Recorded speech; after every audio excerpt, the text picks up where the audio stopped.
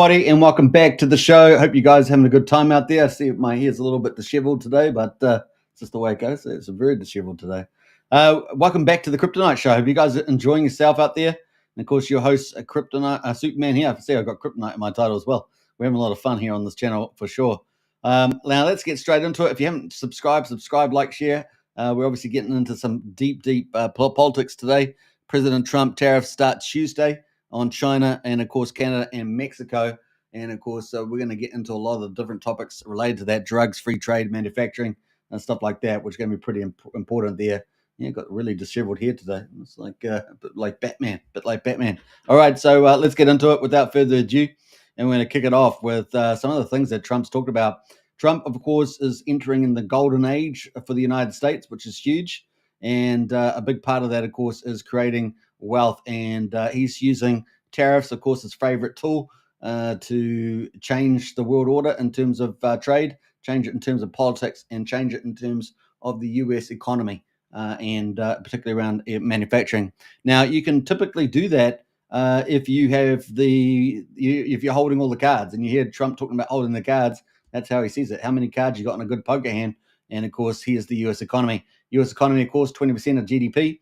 2/3 of the U.S. economy is consumption, and so this is a big deal, right? So he's got a lot of tools to be able to use, including military power as well. Everyone wants access to their market. It is a big deal there, right? So I think China's trade with the U.S. is about 30%, and of course, Canada and Mexico. It's a huge percentage of theirs, right? You know, it's massive. So it is a big deal, 60 to 80%. It's a big number, I think, for Canada. It's pretty large of a trade. Now, let's get into some of the stuff there. We've got a few comments in the chat, though. Let's get to that. We've got Steve Wright in the house. Hello, Superman. Steve Wright, Santa Barbara in here. Good to see you, Steve, as well. And we got also Matt in the house as well. What are you saying there, Matt? Howdy, Superman and all. How could you not like Trump as president? Maybe he's not perfect, but he's done more than anyone. I'm going to do a whole show on that probably later today, actually, because it's a great point, one worthy of a whole show. So we're going to get into that. All right, so let's get into the first little clip here from Trump about making America wealthy and the golden age. And, of course, he's doing so many things. The rest of the countries in the world have no idea what's coming over the next 4 years. He's only just begun 5 weeks. That's it. And, of course, these tariffs coming up on Tuesday, the 4th of March. Let's check it out on what Trump says about creating wealth in America. Word tariff is my favorite word in the dictionary. You know, we were the richest relatively think of this, from 1870 to 1913. That was our richest because we collected tariffs from foreign countries that came in and took our jobs and took our money, took our everything. But they charged tariffs, and we had so much money, they set up the 1887. Think of that, a long time ago. 1887 Tariff Commission. It was a commission of very important people to determine where we should spend all of the tremendous, vast wealth that we had. We had so much wealth. Wouldn't it be nice today? Of course, now we give it away to transgender this, transgender that. Everybody gets a transgender operation. It's just wonderful.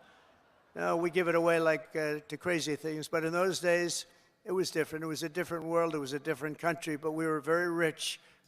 All right, so tariff is a favorite tool of Trump's, and I think it's a masterful use. Now, in classic economics, of course, tariffs are just adding to the price, gets passed on to the consumer. And so a lot of liberal economists always go, boo, don't do tariffs, and you see it nonstop. Now, as you know, liberal economists and liberal politicians and commentators have been wrong for decades. We have to put up with them all the time. They're complete, absolute lunatics, which is worthy of a whole nother show, as Matt was saying.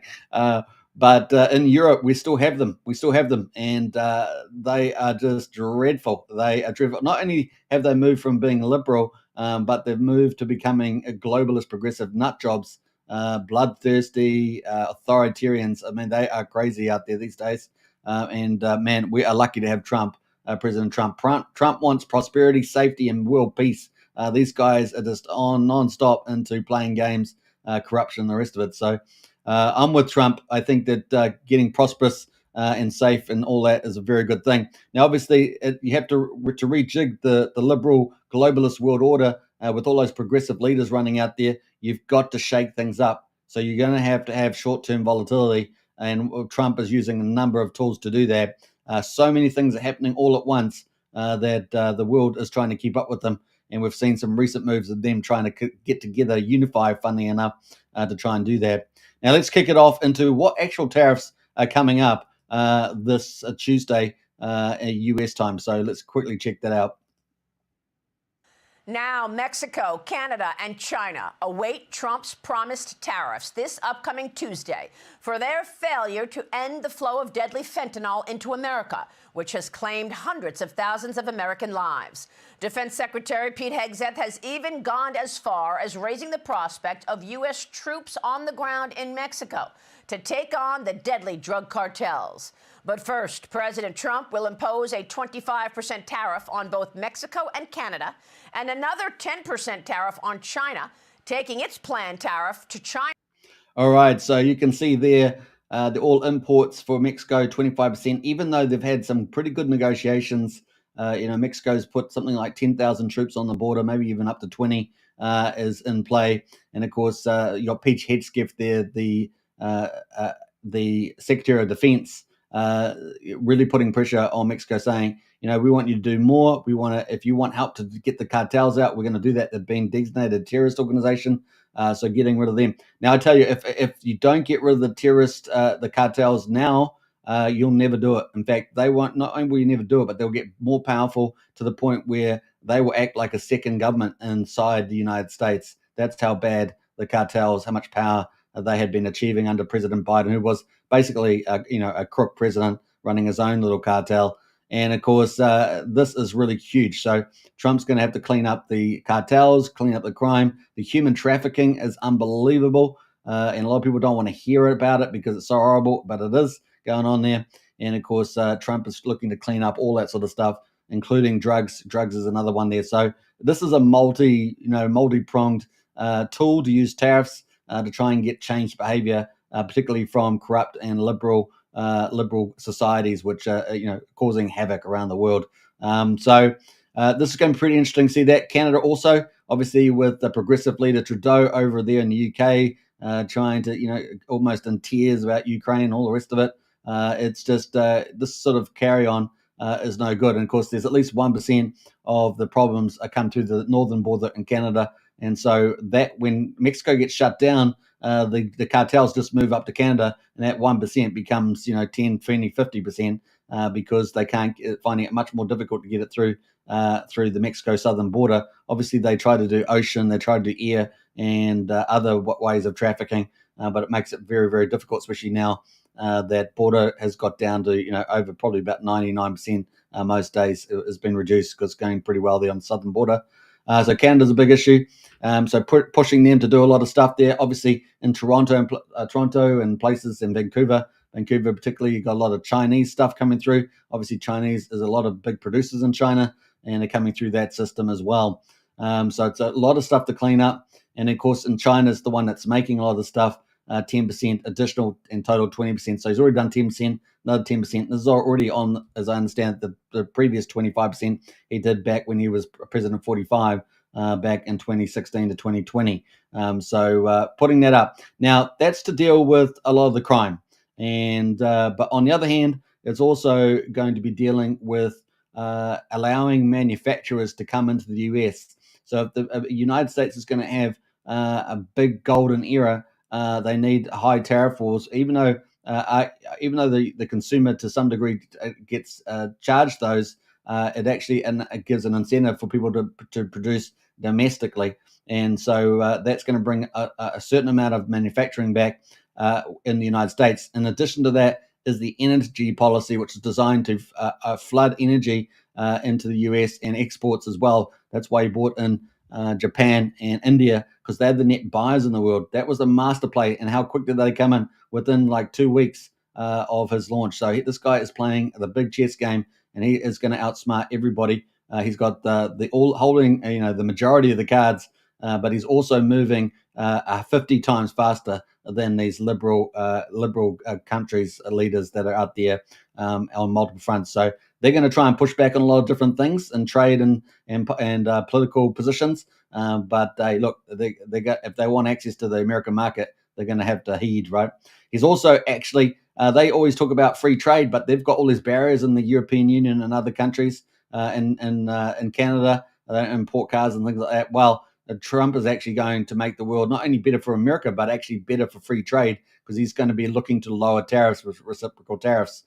So he's actually on the right side of all these issues. And so that's going to be really interesting to see how it plays out. Now, he also got many other things going on all at once. And with his Dream Team cabinet now in place, you're going to see some incredible stuff in the first 6 months, let alone 4 years. So let's watch the rest of this tax details here. After an initially announced 10% last month, all beginning this upcoming Tuesday. President Trump is also planning to implement reciprocal tariffs on April 2nd on all other countries deemed by the administration to have been treating the United States unfairly. So that reciprocal tariff coming in a month later, almost on the 2nd of April, is going to be really important too, particularly around the Europeans. And we're going to talk about that at the end of this live stream. Among the countries the White House is targeting, India, Japan, and the European Union, with the EU facing a U.S. response. So reciprocal tariffs helps to lower the barriers to entry into India with that huge population, the world's biggest population, somewhere between 1.4, 1.5 billion people. So it's going to be really important there. And Japan as well, with a lot of protected industries. So that's going to be also give access to some, the third richest country on the planet. So very, very nice moves there. Beyond just unfair trade, but to reciprocate against Europe's VAT tax and its fees and lawsuits against American companies.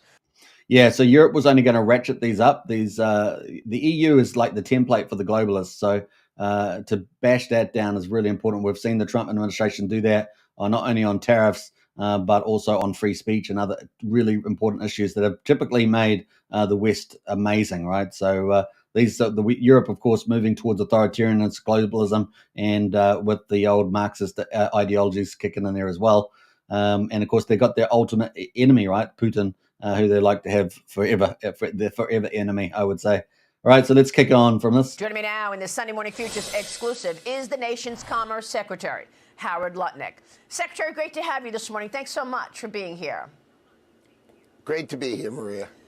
Now Mexico. You gotta love Howard. He is. If you've seen him in the cabinet, he is just. He laughs all the time. He just has a good time. He has a very good relationship with Trump and understands how Trump operates. So this guy is really, really impressive. And of course, he also is the Secretary Treasurer there of Treasury. So pretty important job. Oh, sorry, Secretary of Commerce, I should say. Very important job. All right, let's kick into a couple more comments in the chat before we get to the next section. We've got a few other people in the house. We've got Brian, a community leader in the house. Good to see you, Brian. What's up, folks? Loving that shield there, Brian. Looking good. We got Francia in the house as well. Hello, Francia. Hope you're doing well out there too. And enjoying some of this political commentary that we're doing these days. And then we've got Hedgehog in there as well. Always excited, which is great to see. Love that. So get in the chat there, folks. Put your opinions in there. Obviously be respectful.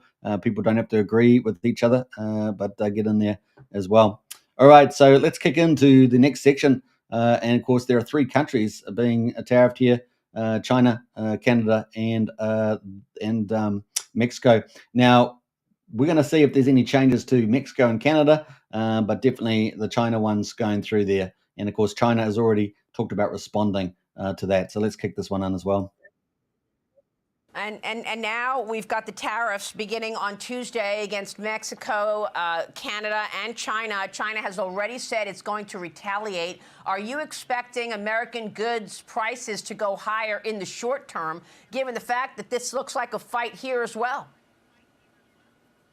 Well, look, we care about 2 things, right? The March 4th is about the border, and both Mexico and Canada have done a reasonable job on the border. They're both working hard on the border. We've had the lowest crossings ever under Donald Trump because of his ability to negotiate with Canada and Mexico. But the fentanyl continues to come into this country and continues to murder our people.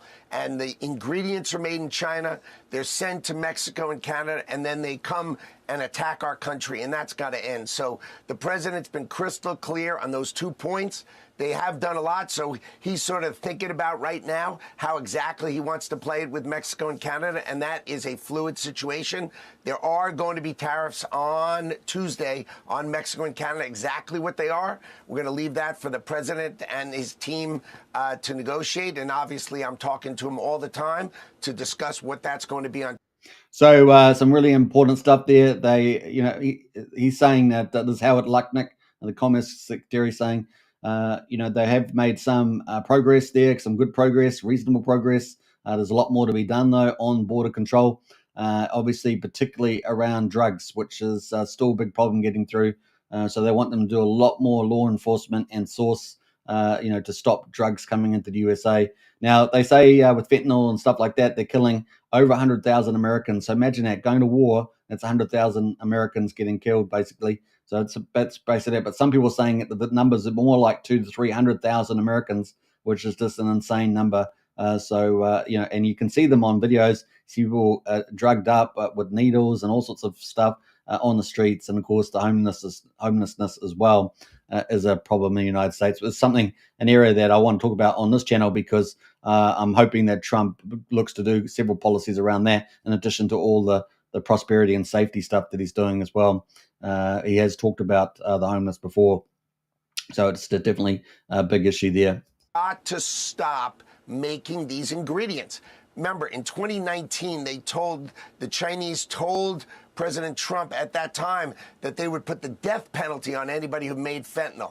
And today, they're giving the maximum subsidy they possibly can to the people making those ingredients. So the Chinese need to stop this murder of Americans, and Donald Trump is the only president who protects the American people.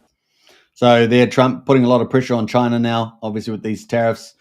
This is a win-win for them, though. Obviously dealing with the drug fentanyl issue, as well as substituting manufacturing in the United States. And we're going to see a lot of money end up going back into manufacturing in the US to expand that, including the high-tech sectors we've talked about before, like AI and stuff like that, artificial intelligence, which we're seeing trillion-dollar investments there. Now, this is going to be really interesting to see. We know China's going to respond in kind. And so this is going to be really interesting to see where this all leads to as well. So it's going to be fun. All right, let's get on to the next part here and talk about the discussion, pros and cons of things that are happening at the moment.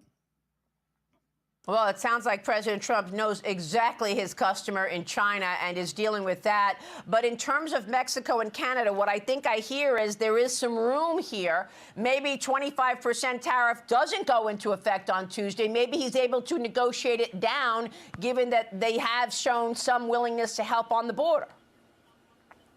They've done a very reasonable job on the border. I mean, I spoke to Tom Homan yesterday, and he was very optimistic about the kind of work that Mexico and Canada are doing on the border, lowest crossings ever. So in that regard, they've done an excellent job, but they just haven't moved on the fentanyl deaths in America, and that's one of those key things, protecting the lives of Americans. So the president is thinking about it. I think there are going to be tariffs on Tuesday on Mexico and Canada. Exactly what they're going to be, I'm going to leave that for the president to decide. He's got great advisors. I'm obviously at the table with him, and so are others. He's going to think about it. He's going to put them into place on Tuesday.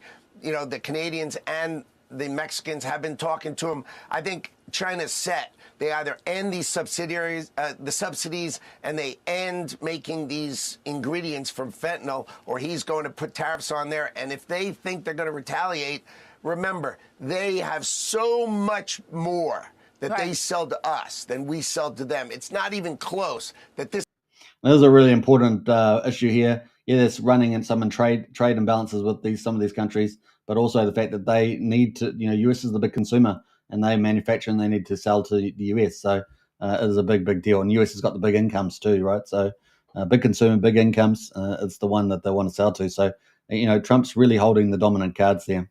battle that we're ever going to lose. And the president knows it. He does have the cards, and he's going to protect Americans. Secretary, what about others and these reciprocal tariffs? You've been tasked with this job to study what reciprocal tariffs look like. When you look at Europe, are we talking about a tariff much higher than 25% because you're including the VAT tax and also all these other things that you've talked about before? It's not just about trade when it comes to Europe, is it? Well, there's two things going on. Number one, there's reciprocity. Right? They have a VAT tax and they have a tariff on cars. So 10% on cars plus, and all sorts of other products. Plus they have all these non-tariff barriers where we can't sell our hair dryers there, but they can sell their hair dryers here. This nonsense has got to end. So that's reciprocity. And then number two, the president has called out cars. He's called out semiconductors. He's called out pharmaceuticals. He's called out copper, steel, and aluminum. You know, he is focused on bringing manufacturing back to America, and he's going to make sure it. So there's a couple of things there. One, of course, Europe they've got common markets. They've got these barriers into trade into that common market, which what gives it, structure. And of course, the US wants to bring those down and get moved actually to more fair trade, which is sort of undermines the EU and kind of set up the economic zones. So that's a little bit interesting there. As well. Comes back. So we want cars made here. We're going to reinvigorate Michigan. We're going to reinvigorate Ohio. This president is totally focused on building America back, and we're going to use tariffs to create fairness so our farmers can finally imagine India has 1.4 billion people, and they won't let us sell our agricultural products there. This nonsense has got to end. Imagine Modi came to America and in the kindness of his heart, he cut the Kentucky bourbon tariff from 150% all the way down to 100%. I mean, come on. We need fairness, and we need the strength of Donald Trump to make the world reasonable to America and stop picking us off. It's over. Donald Trump's going to end it and make the world trade fairly with America. So there's a couple of things there, of course, opening up the big markets like India, where they're looking to put tariffs on to open up that huge population base to agricultural products and other products from the United States. Also, obviously, with other car manufacturers in Europe, Japan and places also opening up car sales there and getting manufacturing back in the US, getting that flourishing as well. Now, there are very different consumer needs in different countries. People in America like particular cars, Japan like different particular cars, etc. But I think this is going to be a real big boom for manufacturing. And of course, one of the longer term themes around China has been, of course, that the US actually buying the manufactured good from China has actually industrialized China, also militarized them too, if you think about it, under the authoritarian leadership there, the Communist Party. And of course, that's kind of the irony of it all, right? But now Trump is kind of turning things around. Now, we hear this from the you talk about liberal people, liberal economists and policymakers, commentators. They just have been wrong for decades. We've had to put up with them, with their stupidity. They dominate the government and state departments and all sorts of stuff like that, the media, and we have to listen to them. They're wrong time after time after time, and the societies have been in decline in the West, right? All because of their stupidity. And of course, this is where Trump's turning that thing on its head, right? Because they always used to say, "Oh, it's inevitable. China is going to become the global power. It's going to dominate everything." Well, nothing is inevitable about that. So these liberals in the West were handing over even more power over to the Chinese, who want to be the world domination. And of course, we already see that into the South Pacific and then the Pacific. They're expanding all the time. Right. And so this is just crazy stuff. We know in the southern border, they were sending tons of Chinese citizens were going through a special route through South America there up through to Mexico into the US as well. Very well funded as well, I might add. And of course, we got a lot of these issues. So, but Trump, all you needed was a leader like Trump to come in and say, no, we've got such a big asset base. We're going to find out exactly how big that asset base is. And we're going to make America into the golden age. And of course, China will never be able to catch up then. Now, on the other hand, also China economy is actually struggling. Some people say that its GDP is probably only 0%, maybe 1% tops. Of course, the Chinese government's coming out with 5%. And of course, you guys know it used to be well over 10%. And of course, that is slowing down. So they've got their own problems. They've also got a aging population and very few young people because of the one-child policy. They've got a lot of issues over there that are also going to play out over the decades ahead. So it is some pretty interesting stuff there. But of course, Trump there is going to make the golden age, and it's so impressive what's going to happen there from there. So that is pretty cool. So these tariffs going to get manufacturing back in the US. And of course, with the oil and gas boom that they're going to be looking to do, it's going to be pretty massive with lower costs. That's going to drop all the costs and therefore make everything a lot more competitive. They're going to bring AI and advance the productivity in the United States. A lot of good things coming over the next 4 years there. All right, so Trump's actually gone further than this, obviously dealing with some of these liberal politicians, what I really call progressive politicians these days, which have, is far to the left. And of course, I see them as useful idiots for the globalists, right? The guys, the really big, powerful people in behind the scenes that are running the show. They got useful idiots with these, progressive Marxist kind of guys that are all authoritarian. Have you noticed they're all authoritarian? All of them are nasty narcissists. They're all narcissists. They're all a whole lot of them. Just terrible people. And I would say a good proportion of them are also pedophiles as well. And they're running our policies. They're running our social policies and setting policy for children. So if you wonder why it's so aggressive, it's all because of all this sort of stuff that's happening with these people that are leading the West. It's crazy. Now Trump's had them on. Obviously, Trudeau is one of the worst of them all. And of course, Trump had something to say about that, saying, hey, if you want to avoid tariffs, you want to be better off, then why don't you become the 51st state of Canada there? So we're going to check that out as well. And I say can't say that Trump hasn't got a good sense of humor. That's for sure. Tariffs, no nothing. And I say that we give them military protection. They have a very small military. They spend very little money on military. On NATO, they're just about last in terms of payment, because they say, why should we spend on military? That's a tremendous cost. Most nations can't afford to even think about it. Why should we spend on military? The United States protects us. And I would say that's largely true. We protect Canada, but it's not fair. It's not fair that they're not paying their way. And if they had to pay their way, they couldn't exist. When I spoke to, let's call it the Prime Minister rather than the governor, but when I spoke to him, I said, why are we giving you $200 billion a year? He was unable to answer the question. I said, why are we letting you make millions of cars and send them in? He was unable to answer the question. Justin Trudeau, a nice guy. I think he's a very good guy. I call him Governor Trudeau. He should be.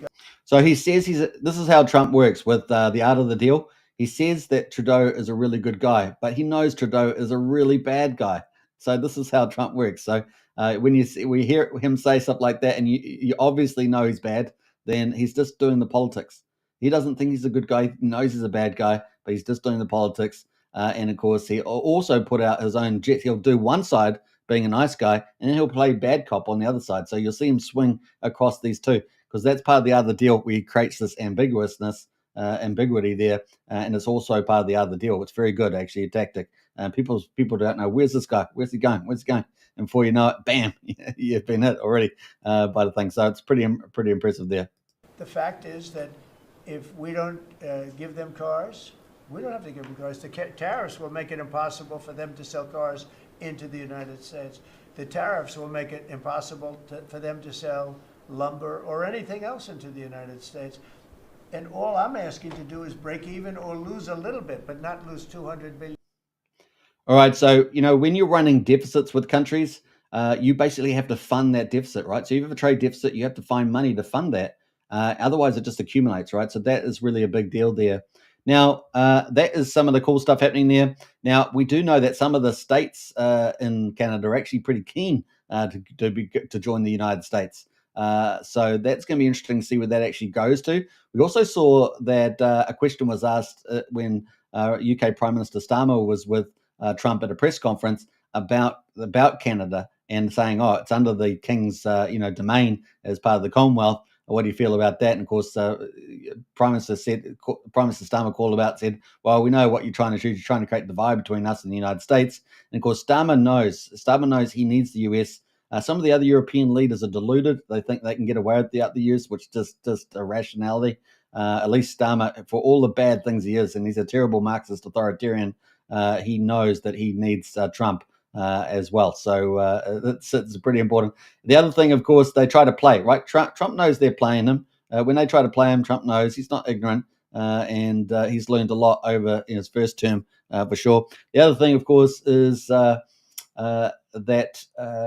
Trump shut that conversation down in that press conference because he has his own plans, I'm sure, and his bigger plan there. Now he's thinking. You got to remember, Trump's not just thinking about Ukraine and Russia. He's not just thinking about China and Mexico. He's thinking about the whole world.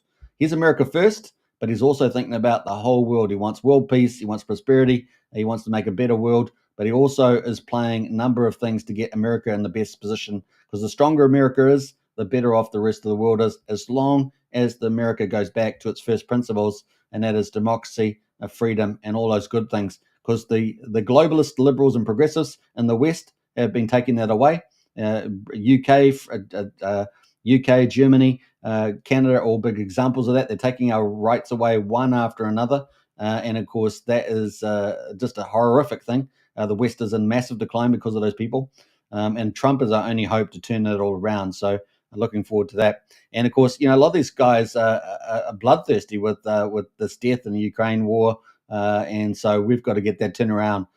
It's funny because they're against the Gaza war after the Hamas terrorists, but they're pro 2,000 or 3,000 men dying every day. In fact, at the moment in the Ukraine, the Russians are making some big advances at the moment, which is costing a lot of lives just this week alone. So yeah, it's some crazy stuff. So Trump's trying to solve all that. So you got to think about that whenever you're listening to him say stuff. You got to think, where's he actually? What's his touch points for that? Now that is the 51st state of Canada, which I think is pretty good. And if you think about it, it's you've got the United States, you've got Canada, and then you've got Alaska and Greenland. Imagine that mighty continent all together. And we know that quite a few people in Greenland are also keen to come to the United States. So we'll see how that sort of narrative progresses, because that would make a very powerful continent, pretty much versus Russia and China. And he knows this, right? And of course, he knows also that he's trying to pivot a little bit from Europe with NATO, pivoting towards the Indo-Pacific with China, because China is the big game, big antagonist out there, despite all the good things it's trying to do around building its economy. And at the moment, it's trying to clamor for resources. That's why going to the South Pacific, but it's also looking to militarily project itself as a superpower, particularly if it decides to take Taiwan. If it decides to take Taiwan and America responds, at the moment, Trump's, of course, kept that ambiguous. That allows him to play a lot of different cards. Then he can actually adjust that. Like if he decides, obviously, go defend, which I would say is the most likely outcome, that would cause China won't just go for Taiwan. They'll have to go for a lot of other countries. They'll actually have to go if they really want to win that. If they think they can't win it in a very short space of time, like 24, 48 hours, they actually have to do a regional war, which means they've got Japan, and they're going to have allies to do that. So it's going to be pretty interesting. If they make a mistake, if they lose, it's bad for China. It's bad for China. So we'll see how that goes. Now, some of you may or may not be aware, but China's actually got building its fourth aircraft carrier. That's actually going to be the one most compatible to the US. I understand it's going to be nuclear. As far as I understand, all three of their current aircraft carriers are diesel. I think all three of them are. And I think the third one that they're currently testing has got, I think, those electric takeoff setups. But apart from that, they are advancing. Once they get 4 aircraft carriers, 3 of them will be what I'd call coastal aircraft carriers. They can go outside of course, China with fuel supply ships, but that does make them a little bit more handicapped as opposed to the American ones, which can be on at sea all the time.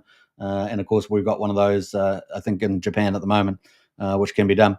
So it's pretty crazy stuff there. That is a serious threat there at the moment. Of course, a lot of that issue is something that Trump's thinking about as well. Now, the more powerful the United States is, the better off they are at dealing with that. So that's going to move us towards Europe. So we're going to talk about that because Europe's going to be coming up with reciprocal tariffs in April. So that's something we're looking forward to there in April as well. But before we do that, let's get back to some comments in the chat. We had talked about Matt, didn't we? We got Mike Roth in the house there. Hi, yes, sir. Are a great news podcast. I am a very critical ask too, says Mike. Hey, thanks, Mike. Appreciate that. A big shout out to you. A lot of love here from Francia for everybody in the chat there. Nice one. And we got Brian says, like it, chat it, and comment it up, folks. Yeah, definitely get in the chat there. Obviously, like the people's opinions. Always stay respectful, of course. We like that, you can disagree. Just be respectful in disagreements. We've got Matt in there as well. How's the sick education system going in New Zealand? Now, Superman, has Trump had an effect on the sick dictators that indoctrinate and teach children that it's okay to choose if you want to be a boy or girl? Hey, look, Matt, we had a government that was going to come in. We had a coalition government. I already knew that it's got three different parties: the National Party, the ACT Party, and the New Zealand First. Now, New Zealand First is the party that's quite similar to Trump. The other two have both got progressive. They're conservative on the economic side, but they're socially progressive on the social side. So, and of course, that's a contamination that's been happening over the last couple of decades of indoctrination. So, by the mainstream media and ideologists that have been coming out of the 70s, right? So we're still victims of that. The RSC is what you're talking about, where they're teaching all those children to be confused and all sorts of other terrible things that they teach them. That is still in our education system. The government said they were going to get it out, but they're still supported it because at the end of the day, they're a group of secular progressives that are pretty bad people. So we haven't got rid of those yet, unfortunately, Matt.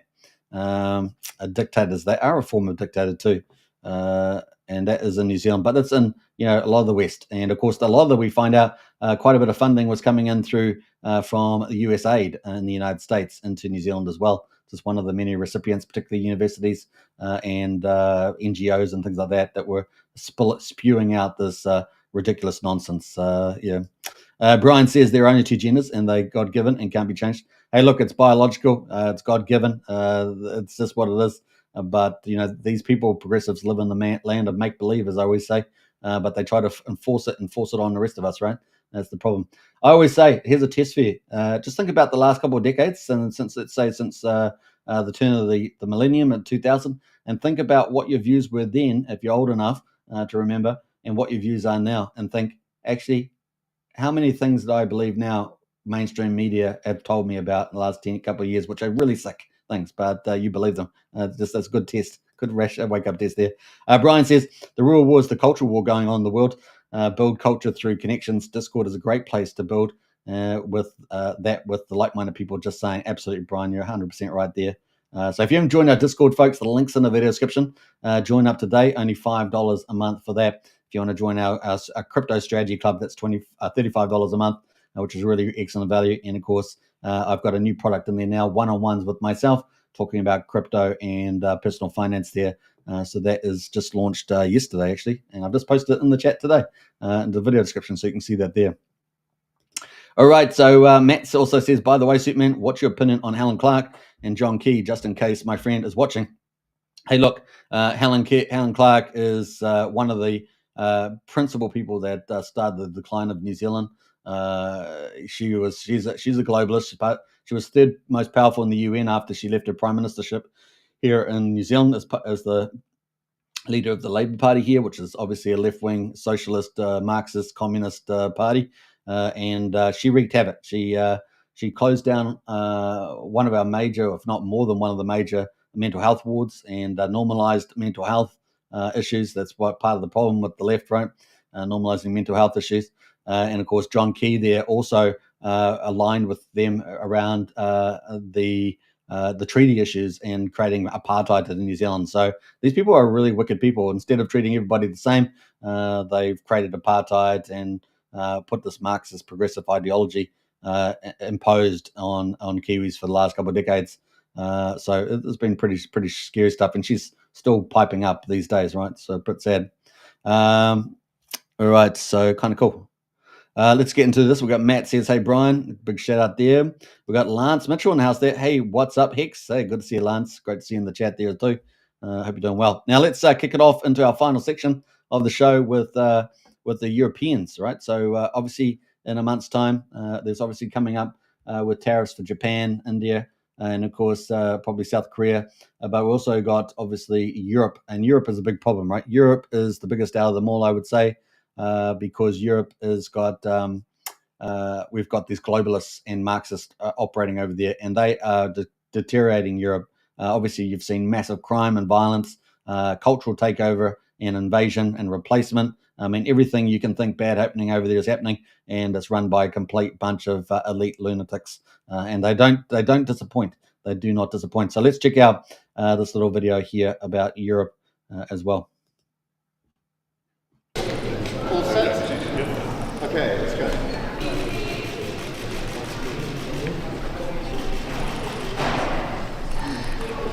So this video showcases Zelensky there after going from the White House and on his little tour on Fox News and other channels. He went over to Grandiose here with the Europeans. So they're all colluding, right? They're all colluding, all these Europeans. They're all nutters. They're all authoritarians.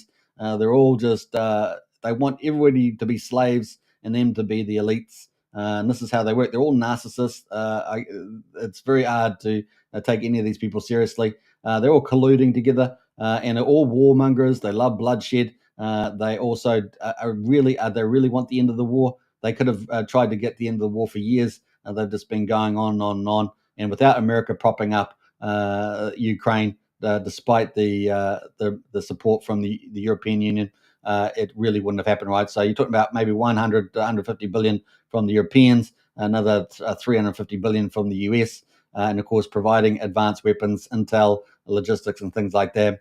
The US is so pivotal there, and of course the US has about 100,000 troops in Europe also at different bases, and so that's also part of the thing, right? Will Trump actually, he wants them to increase their spending to help support themselves rather than the US paying it all. He likes people to pay their way, and of course the US got like 100,000 troops or so in Europe. So that's a massive deterrent. So every time Zelensky goes around saying, "Oh, America, you're going to be invaded. You're going to feel the pain." Remember in the White House, he said that you're going to feel the pain. Just what a manipulated narcissist this guy was, right? And a complete amateur diplomacy, and of course, probably utterly corrupt as well. And of course, he's sending a lot of his generation, his own people, to the front lines to be butchered in an unwinnable war. The war is unwinnable. There is no winning with that war there. Because if they did get to even to the border, you're looking at Russia probably using tactical special weapons or tactical nukes. So there is no winning. But the chances are they're not going to win anyway because the Russia already has a 3-to-1 advantage in the military on the ground. So it's really crazy. And we see even this week that the Ukrainians are losing ground quite significantly there as well, and a lot of men as well. So it's pretty crazy. So these guys here are all a joke. All these guys here, look, even Trudeau, you can see him in the second line there, back from over from Canada. These guys are complete nutbags. And you got Starmer, President UK Starmer there, who's oppressing his own people, destroying his own country, standing there acting like I'm the guy that's going to bring it together, a unified Europe, and it's all going to be good. But really, thousands of people are dying each week. I mean, these guys are just make you sick. Now, there's some people out there that love this stuff. They love the death. They think that they're going to win the war, and they're all deluded because that's not happening. So it's just hilarious, this stuff. And when I say hilarious, not actually hilarious. It's just, what do you call it, sadly hilarious or something like that. Pretty crazy. All right, so let's just watch these guys, these real buffoons get together in this little video.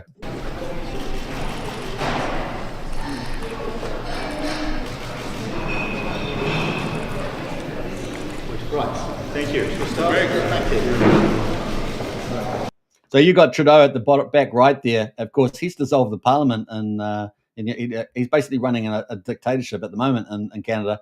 We're waiting for elections to come through, and there's challenges in the courts there because there's no parliament being attended. Right? This is how these guys operate: narcissistic, authoritarian, globalist, socialist nightmares. I mean, they're just really horrible. And of course, they love indoctrinated kids. They love ruining people's lives, and they love people being propagandized so much that they enjoy their lives being ruined. It's the psychoticness of all these people, because a lot of people can't see this. They don't have the critical thinking, and they just go for it. Right? They just want to be a soccer mom, or they want to, just get on with life, which is fair enough. But at the end of the day, they're voting in these people. It's pretty crazy. And of course, we know how they like to target women and children these days. They're the easier target, right?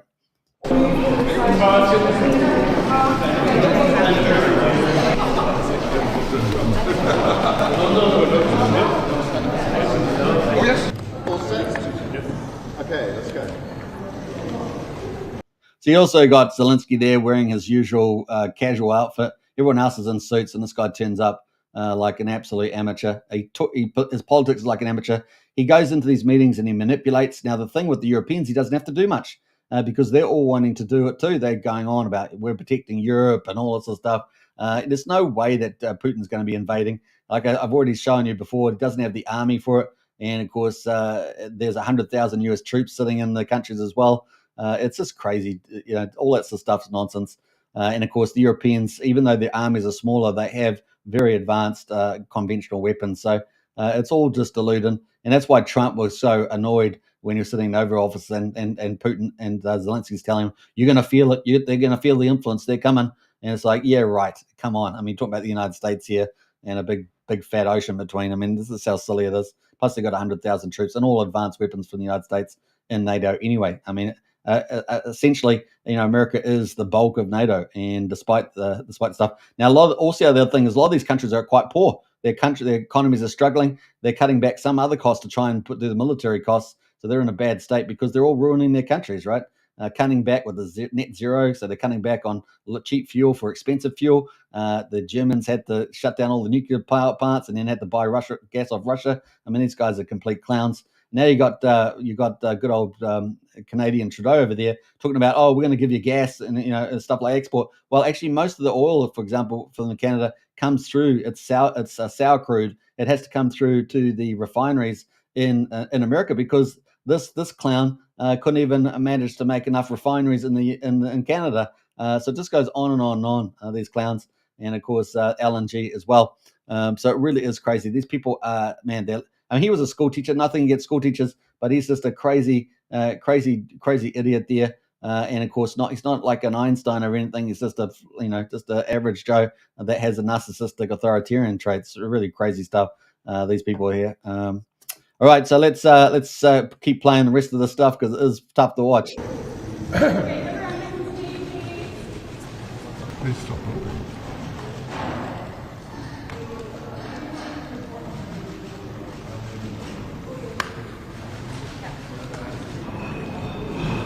Right. Thank you. Thank you.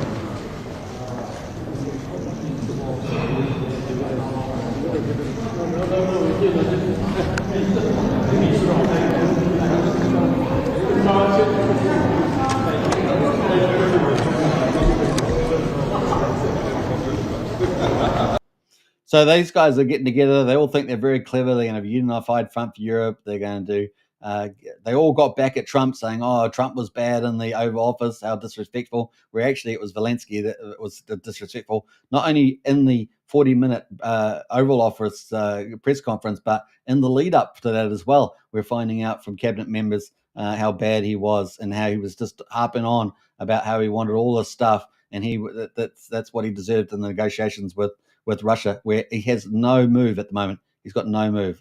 Only America's able to not even the Europeans can negotiate the peace. Only America can. Only Trump can, because he's the only one willing to and open to.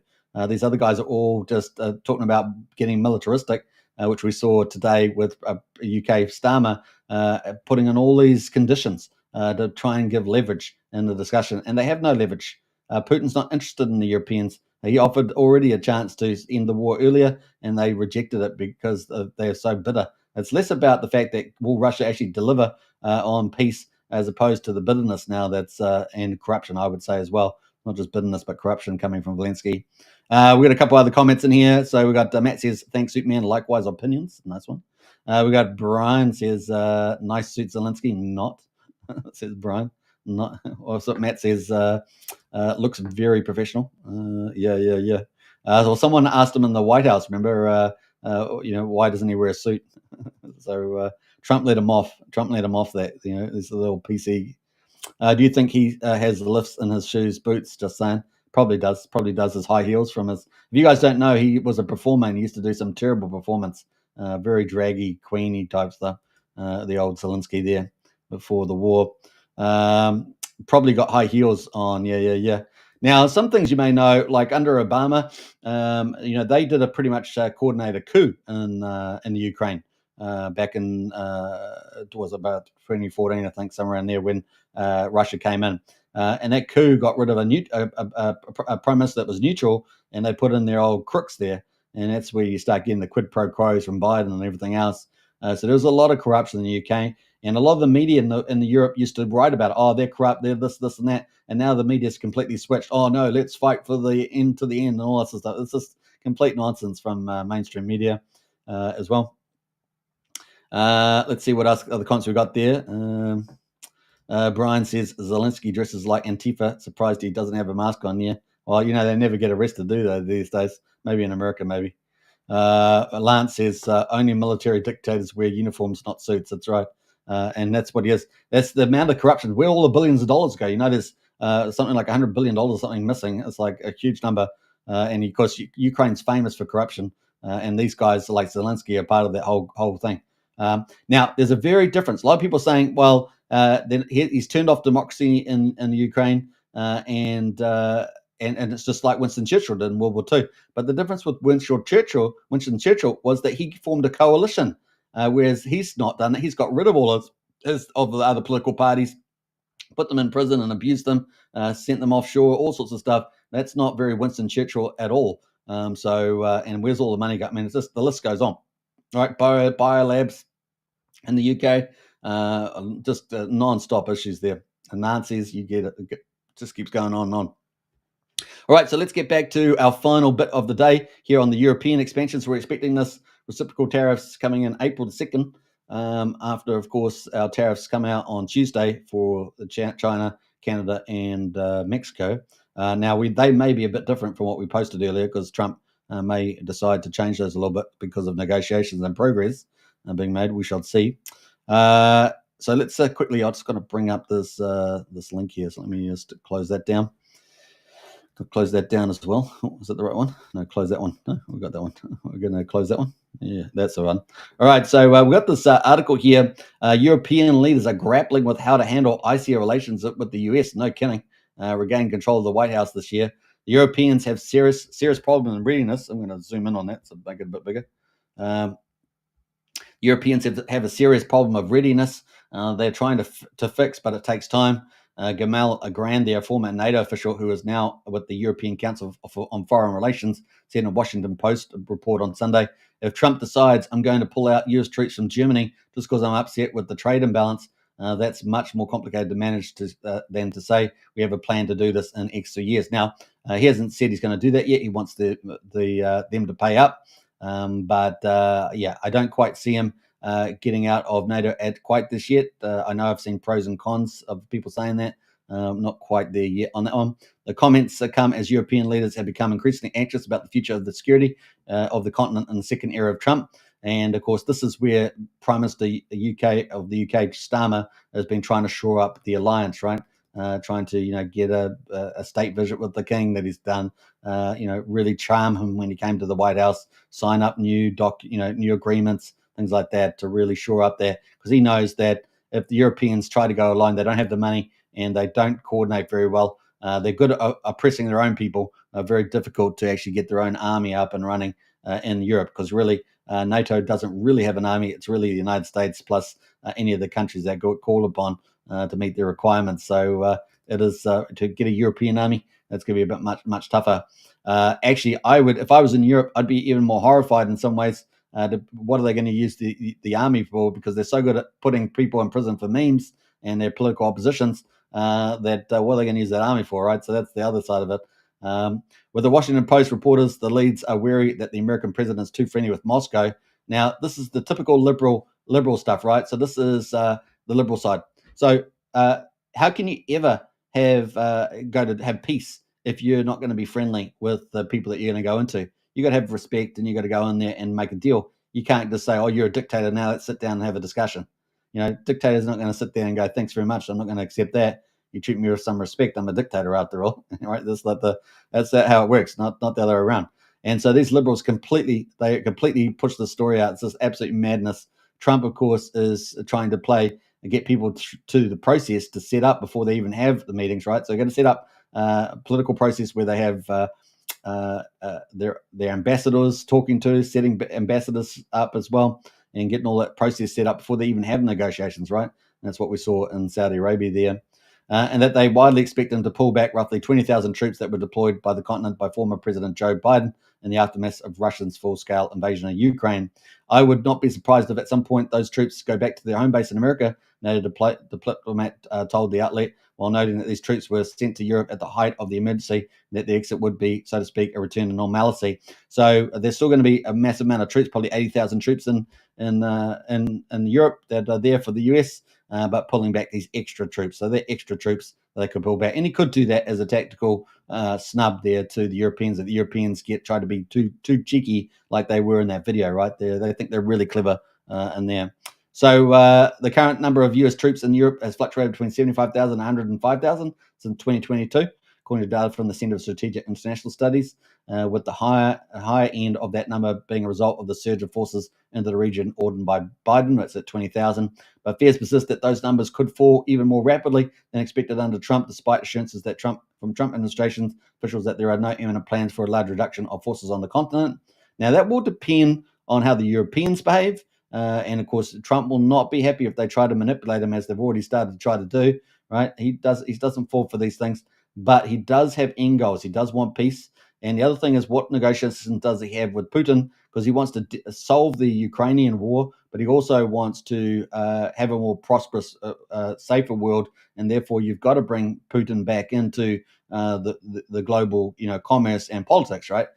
Because if you don't, you've just got this endless war and aggressor. And we do know there are good reasons why Putin wants to get back into the public fold, because, they are winning this war, in my view, this particularly unwarrantable war for Ukraine. But their economy is actually starting to struggle, right? You can run a war economy for a couple of years and then you start to struggle. And we're starting to see that in Russia there. And of course, the central bank in Russia is also warning about these things around inflation and interest rates. So definitely pain is starting to be felt. And of course, Putin will want to get back on that stage on his own terms. So that's going to be part of the negotiation.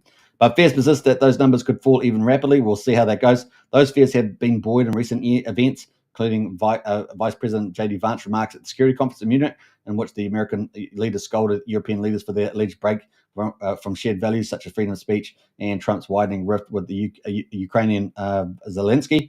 Now, I don't see those 2 points at all impacting the troops. For me, it would be much more around how Europe leaders are treating Trump, and of course, are they paying their way, and what has actually happened with Putin versus the Zelensky war. Trump's going to think about that far more reasonable, and of course, they'll just keep pressuring. Having the troops there actually helps with being able to pressure the Europeans, not the other way around. They see this is the problem with these sort of views, is Trump always thinks, how many cards have I got playing this game, and the more cards I've got, the better a chance I've got of winning the outcome, right? So that's where Trump thinks there. However, American presidents from both parties have been warning European leaders for more than a decade of the potential shift of troops away from the continent, as the US seeks to focus more effort on confronting the emergent threat of China in the Indo-Pacific, leaving Europe in charge of a greater share of its own security. And that's got to happen over time. And this will probably be a big step towards that actually happening. Indeed, the US military footprint in Europe has already fallen drastically since the Cold War. The height of the hostilities between the US and Soviet Union in the 1950s, 1960s, and the US had 500,000 troops deployed in the continent.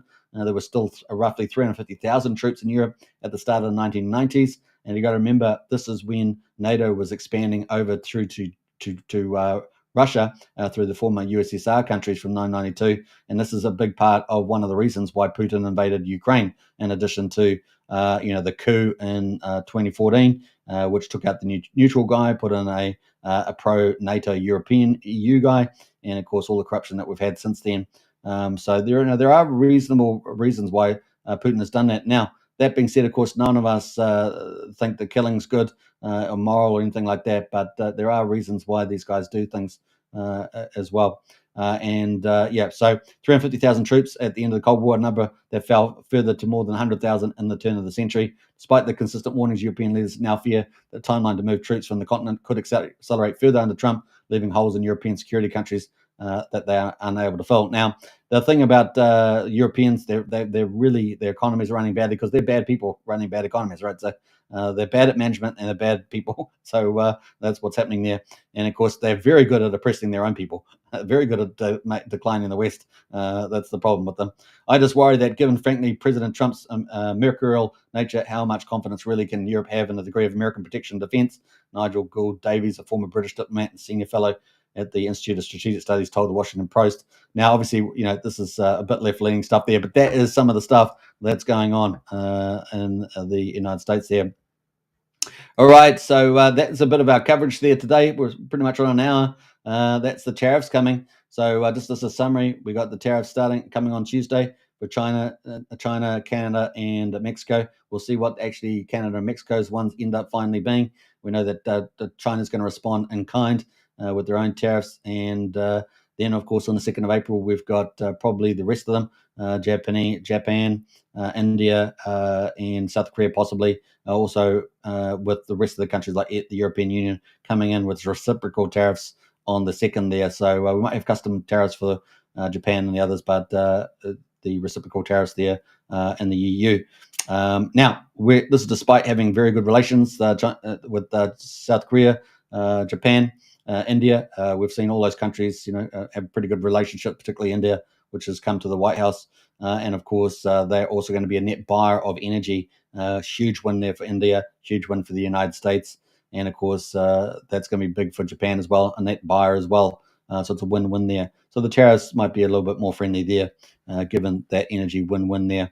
All right, so I hope you guys enjoyed it. Don't forget to subscribe, like, share, hit the bell. I'll catch you on the next show. And of course, if you haven't joined our Discord, 3 options in the chat there.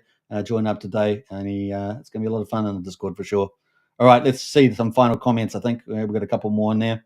Let's see there. Let's go. What else there? Have I got?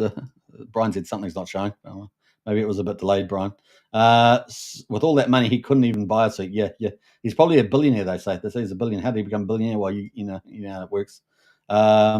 Brian says, I think he is trying to make a statement of some kind that he is at war, not working. Yeah. Well, he could put a suit on when he goes to see everyone else. That's the culture of the West, right? That's how it works. Brian says it's all an act. Yes, it is indeed. Off Peak says, glad to see you expanding your content and coverage. Even better, you have a good political head on your shoulders. I appreciate that, Off Peak. Thank you so much. And Brian in there, good stuff, boss. I appreciate that. All right, catch you on the next show. Enjoy, and I will see you in Discord. Bye for now.